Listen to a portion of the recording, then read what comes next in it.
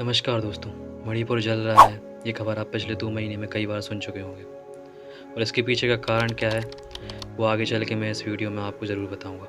और पिछले 2 महीने में मणिपुर की क्या स्थिति है वो मैं आपको बताता हूँ। प्रोटेस्ट रुकने का नाम नहीं ले रहे हैं, वॉयलेंस दिन प्रतिदिन बढ़ता ही जा रहा है, लोग एक दूसरे को जान से मार रहे हैं, एक दूसरे के घर जला रहे हैं, कई लोग घर से बेघर हो चुके हैं और कई लोग काफ़ी तादाद में इंजर्ड हो चुके हैं।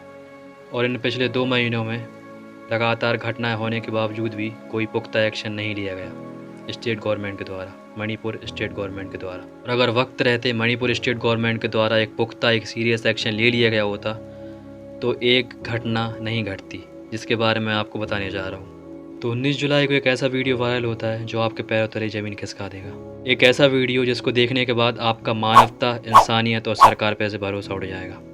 एक ऐसा भयावही और शर्मनाक और दरिंदगी भरा वीडियो जिसको देखकर आप डिस्टर्ब भी हो सकते हैं। ये वीडियो मणिपुर के कांगपोकली डिस्ट्रिक्ट का है।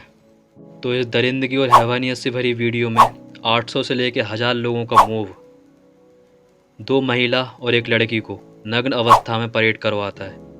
और इस वीडियो में सबसे कम उम्र की जो फीमेल होती हैं, जिनकी उम्र सिर्फ 21 साल होती है, उनके साथ असॉल्ट होता है, अनकॉन्शियस हालत में गैंग रेप होता है। और आपको ये सुन के हैरानी होगी कि पुलिस की कस्टडी से इन 3 महिलाओं को छुड़ा के और फिर उनके साथ ये दरिंदगी की गई है। और अब मैं आपको बताऊंगा कि ये वीडियो कब का है और कब इसकी एफआईआर हुई है और कब एक्शन लिया गया है। तो ये घटना 4 मई 2023 की बताई जा रही है और करीब 14 से 15 दिन बाद इसकी एफआईआर दर्ज होती है 18 मई को। और 18 मई को भी एफआईआर दर्ज होने के बाद कोई एक्शन नहीं लिया जाता है और 19 जुलाई को एक वीडियो वायरल होने के बाद एक्शन लिया जाता है। तो 18 मई को एफआईआर दर्ज होती है और अप्रॉक्सीमेटली 65 डेज़ के बाद एक्शन लिया जाता है, वो भी 19 जुलाई को वीडियो वायरल होने के बाद। अगर वीडियो वायरल नहीं होता तो शायद एक्शन भी नहीं लिया गया होता। वीडियो वायरल होने के बाद एक्शन लिया गया, 4 से 5 लोगों का अरेस्ट हुआ है। मेन कल्प्रिट इस आदमी को माना जा रहा है जो कि वायरल वीडियो में ग्रीन कलर की टी शर्ट पहने हुआ था। इस घटना के चलते 3 विक्टिम्स के साथ 2 लोग और मौजूद होते हैं। जो सबसे कम उम्र की विक्टिम होती है उनके फादर होते हैं, उनके भाई होते हैं, जो कि इस दरिंदगी का विरोध कर रहे होते हैं। पर 800 से लेकर 1000 लोगों का जो मूव होता है वो इन्हें स्पॉट पर ही मार देता है। तो दोस्तों, अब मैं आपको बताऊंगा कि पिछले 2 महीने से मणिपुर में इतने सारे कॉन्फ्लिक्ट्स का कारण क्या है। तो दोस्तों, मणिपुर स्टेट में 2 कम्युनिटी के लोग रहते हैं। दोस्तों, एक तरफ होते हैं कुकी और नागा, जिनकी पॉपुलेशन मणिपुर में 40% तक होती है। और कुकी और नागा कम्युनिटी के लोग मोस्टली हिल एरियाज़ में रहते हैं, पर मणिपुर की 90% भूमि कुकी और नागास के एरिया में ही आती है। और दूसरी तरफ होते हैं मैतेई कम्युनिटी के लोग, और जिनकी पॉपुलेशन मणिपुर में 53% तक होती है। और मैतेई कम्युनिटी के लोग मोस्टली वैली एरियाज़ में रहते हैं और मणिपुर की 10% भूमि मैतेई कम्युनिटी के एरिया में आती है। कुकी नागा और मैतेई कम्युनिटी के बीच काफ़ी दशक पहले से कॉन्फ्लिक्ट चल रहे हैं, पर अभी हम सिर्फ रिसेंट की बात करेंगे।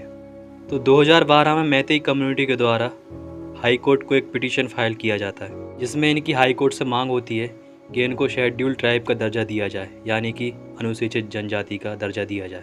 और ये क्यों, इसके पीछे का भी एक कारण है। लैंड रिफॉर्म एक्ट के तहत एक लॉ लागू किया गया है मणिपुर में।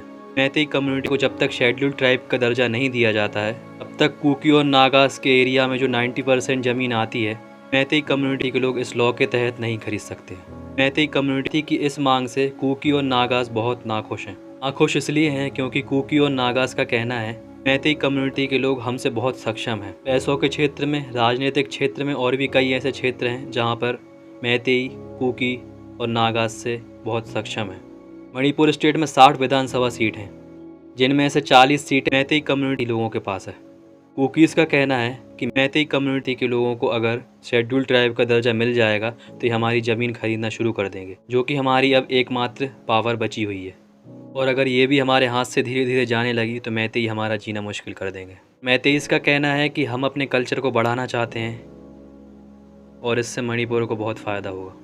लेकिन 27 मार्च 2023 को मणिपुर हाई कोर्ट से एक ऑर्डर आता है कि मैतेई कम्युनिटी को अनुसूचित जनजाति का दर्जा दिया जाए, और फिर यहीं से वॉयलेंस शुरू हो जाता है। और फिर इसी के चलते कुकी जनजाति के लोग रुष्ट हो जाते हैं। फिर 3 मई को all tribe student union Manipur के द्वारा एक मार्च निकाला जाता है, जिसमें कि 60,000 लोग शामिल होते हैं कुकी और नागास कम्युनिटी के। और इसी मार्च के बीच एक रूमर फैलता है और एक महिला की खून से लथपथ बॉडी की एक फ़ोटो वायरल होती है मणिपुर में, और बताया जाता है कि ये बॉडी एक मैतेई महिला की है जिनको कुकी नागास कम्युनिटी के एक आदमी के द्वारा रेप किया गया और मार दिया गया। पर कुछ ही समय बाद मणिपुर पुलिस के द्वारा इस न्यूज़ को फेक बताया जाता है और ये फ़ोटो दिल्ली की बताई जाती है। 2022 में अपने ही पेरेंट्स के द्वारा अपनी ही बेटी को मार दिया जाता है जिसका नाम है आयुषी चौधरी। वॉयलेंस इतना बढ़ जाता है कि एक दूसरे को जान से मार दिया जाता है, एक दूसरे के घर जला दिए जाते हैं और काफ़ी घटनाएं ऐसी होती हैं जो बहुत ही दर्दनाक हैं। और बताया जाता है कि इसी फेक न्यूज़ के कारण मैतेई कम्युनिटी के लोग कुकी और नागाज़ की महिलाओं को टारगेट करते हैं और इसी के चलते हम सबके सामने एक भयावह दरिंदगी से भरा एक वीडियो सामने आता है जो पूरे भारत को शर्मसार कर देता है। और आखिर में दोस्तों, हम सब मिलकर यही चाहेंगे कि मणिपुर की जो भी ख़राब स्थिति बन रही है वो जल्द से जल्द सुधरे और सब कुछ वहाँ नॉर्मल हो जाए। और अगर आपको ये वीडियो पसंद आया है तो ज़रूर शेयर कीजिएगा। धन्यवाद। जय हिंद।